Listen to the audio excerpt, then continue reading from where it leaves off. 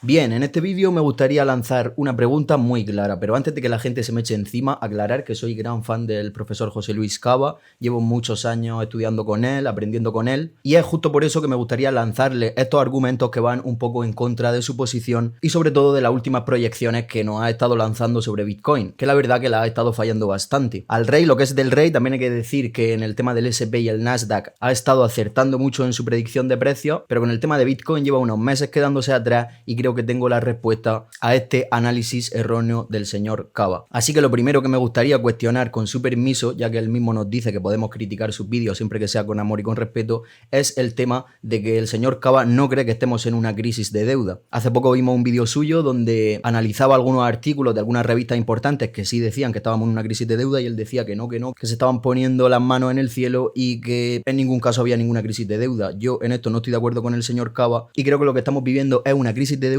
muy encubierta y muy bien tratada, porque eso es lo que está buscando los gobiernos, la Reserva Federal y en general toda la élite económica, por llamarlo así, ¿no? Básicamente estamos asistiendo a una crisis de deuda que no va a ser como las crisis anteriores donde vemos caer los activos, porque justamente esas caídas se están amortiguando con el poder de compra y con la sangría al ahorro del ciudadano. Y en esto el señor Cava y yo estamos de acuerdo, porque claramente se ha estado perdiendo el poder de compra y se está devaluando la moneda. Claramente esto ya es un síntoma de que sí estamos en una crisis de deuda, porque cuando tenemos una economía sostenible, una economía que de verdad está creciendo, se premia al ahorrador. Esto es muy importante y os lanzo esta pregunta: ¿vosotros creéis que ahora mismo se está premiando al ahorrador o justo al contrario, se está premiando al que tiene deuda y se está premiando al que refugia su dinero? Así que estoy muy de acuerdo con él en que los gobiernos no pueden permitirse que el mercado caiga y no van a permitirlo, pero en lo que no estoy de acuerdo con él es que van a dar rienda suelta a la euforia ya que siga subiendo, porque esto también desestabilizaría la balanza, haría por ejemplo que la brecha entre ricos y pobres aún se expandiera más, la brecha social, tendríamos protestas y es un panorama que para nada le gusta a los políticos. Entonces tampoco van a permitir esa euforia en los mercados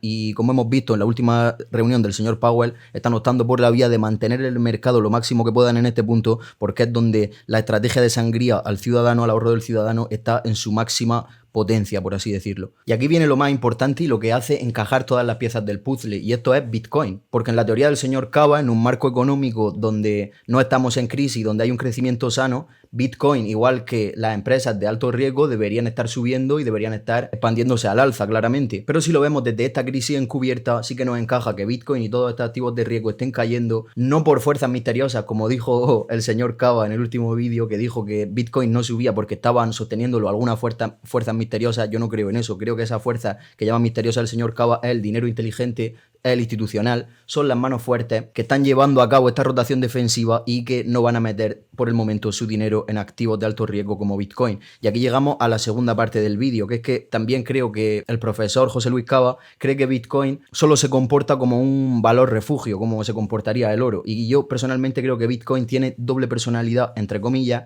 y creo que cuando las condiciones de liquidez son óptimas sí que se comporta como el oro, como una equity en la que explota y no retrocede, no hace caso a nadie, pero en cuanto la liquidez cambia y en cuanto entramos en estas fases de mercado y en esta economía más debilitada, aunque los gobiernos no hagan parecer que no está debilitada, sí que lo está, Bitcoin pasa a comportarse como una empresa de alto riesgo muy apalancada en la deuda. Y aquí entro ya en el tema de todas estas empresas del Russell 2000 que están súper apalancadas en la deuda, que no tienen un flujo de caja efectivo. Por cierto, aconsejo mi último vídeo que hablo de esto y cómo aprovecharnos de este ciclo de mercado. Y como decía, si yo pongo una de estas acciones, por ejemplo, IonQ, por poner una que hay un montón que tienen este perfil como Bitcoin, y voy y lo contrasto con el gráfico de Bitcoin, esto lo he hecho en mi vídeo anterior, como os digo, podéis ver que justo los máximos históricos de Bitcoin coinciden con este tipo de acciones. Es justo cuando empieza a comportarse como estas acciones de bajo perfil de riesgo. No digo que sean lo mismo ni mucho menos, el potencial cripto es mucho mayor que todo esto para mí, la inversión del siglo, pero no cabe duda de que Bitcoin tiene esa doble personalidad y me remito al gráfico. Fijaos como también estas empresas empezaron a explotar justo cuando Bitcoin estaba en su mínimo. Fijaros, es que los gráficos son calcados,